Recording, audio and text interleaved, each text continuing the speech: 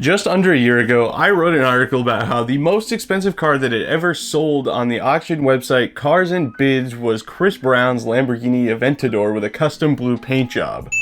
But if you're familiar with Doug DeMuro, you're probably familiar with the fact that Cars and Bids as an auction platform is growing very rapidly. So that record has been broken many times over since then. My name is Braden, you're watching a MotorBiscuit video, and this is the 5 most expensive cars ever sold on Cars and Bids up to this point.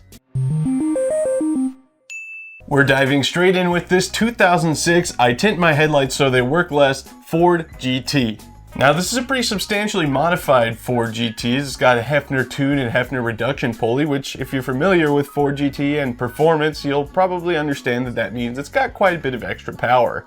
Interestingly though, despite being a 6-figure car and having modifications done to it, there's no dyno sheet or information on that power output at all. So it's safe to assume it makes more than the stock 550 horsepower, but how much? Nobody really knew.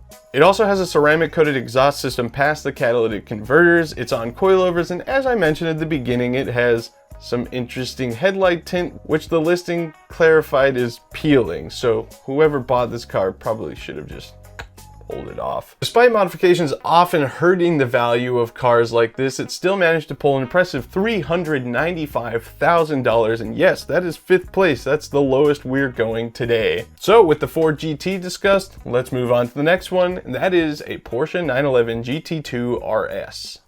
I think a lot of people get a little bit lost with the GT2 RS and kind of don't really understand why it's worth so much more money than a GT3 RS, but this 2018 GT2 RS with the Weissach package was definitely worth the money when it pulled in $405,911. Yes, 911 for the Porsche 911. Beautiful. Impressively, it only had 400 miles on it, which is a little bit depressing for a car that was built to be an absolute monster on track, because you know that tells you that the buyer bought it and put it away just to resell it eventually.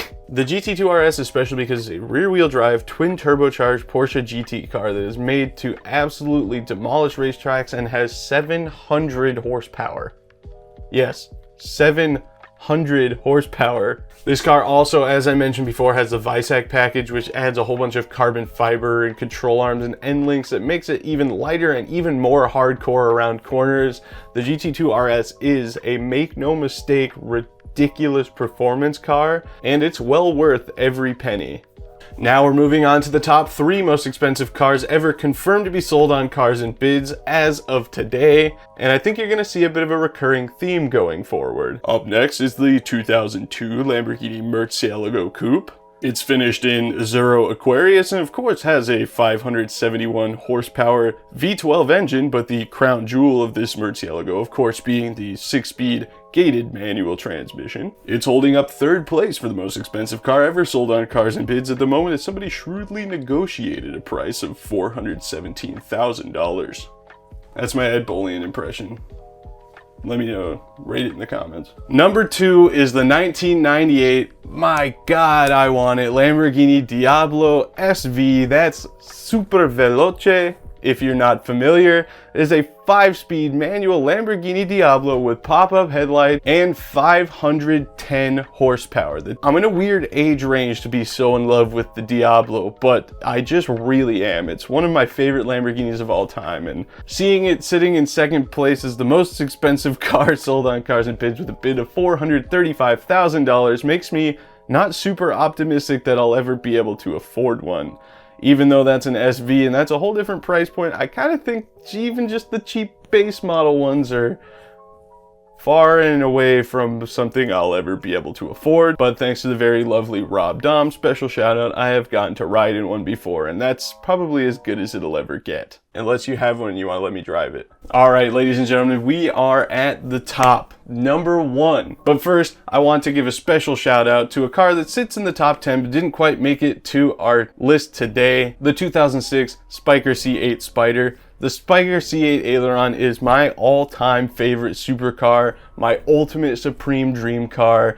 It's amazing. I'm a huge fanatic of aviation and Audi, so to put a 4.2 liter Audi V8 in a mid-engine supercar with a cockpit themed like a 30s airplane is like somebody drew it up specifically for me and then went, but you could never afford it. That car brought $373,000, so as I said, it didn't make it into the top 5 today, but it is an honorable mention that needs to be honorably mentioned because it is just a ridiculously amazing car. Moving on to first place, the most expensive car ever to be sold on Cars and Bids up to this point is a 2022 Lamborghini Huracan STO. Though it doesn't pack the legendary 12-cylinder sound that Lamborghinis do, it is the most expensive and powerful Lamborghini to be featured on our list today, with 631 horsepower cranking out of its 5.2 liter V10 and a final sales price of $451,000. This car was undoubtedly a purchase and flip situation as it only had 350 miles on the odometer. The last 3 letters are what differentiates this from a standard Lamborghini Huracan. STO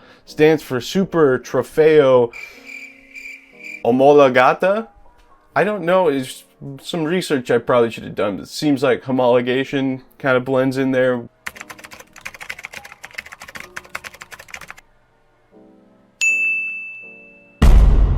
It's basically a Lamborghini Huracan Super Trofeo, which is the actual racetrack race car version, the factory Lamborghini car that racing teams can buy to go race.